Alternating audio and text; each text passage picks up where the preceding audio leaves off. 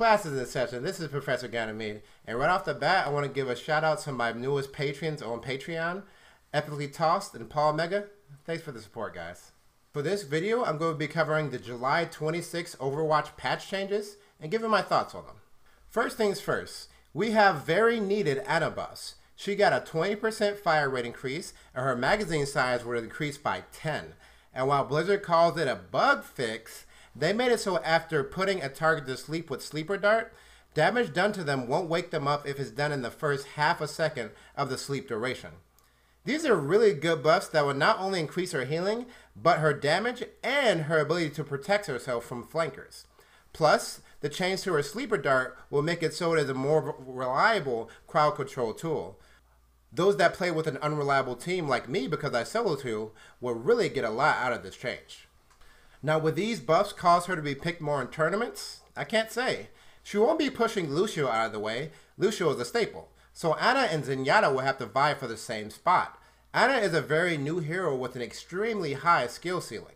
I think teams are still testing her out, and we'll start seeing more of her, which means we'll see less of Zenyatta. How much more of her? We'll have to wait and see.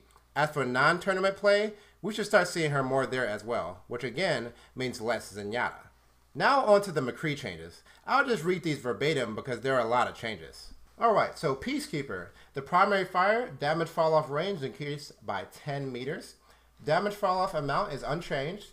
As a result, even with this change, McCree's effective range is still higher than it was at launch.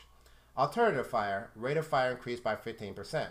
Flashbang, recovery time, the amount of time before McCree can fire again, decreased from 0.5 seconds to 0.35 seconds. I guess I'll read the developer comments.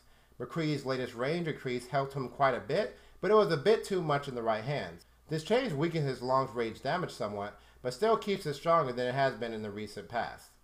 The other changes combined allow him to land more alternative fire shots on targets that he has hit with flashbang. So McCree was super ridiculous after his recent buff, and I already felt that he was in a fine place before his buff.